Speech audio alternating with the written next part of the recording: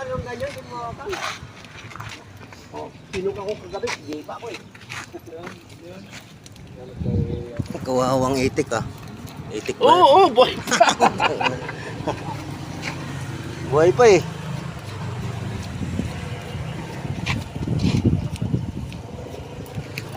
Bata pa eh.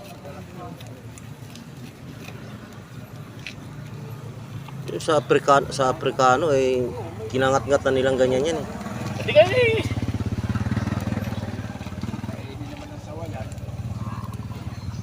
Sunod niya, pag makapos yung baby mo, yan ang manok na nakainin.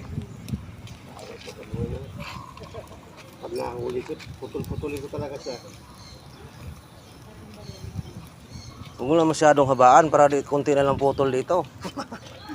Adobuhin na lang rin yun ano. Oo. Pero,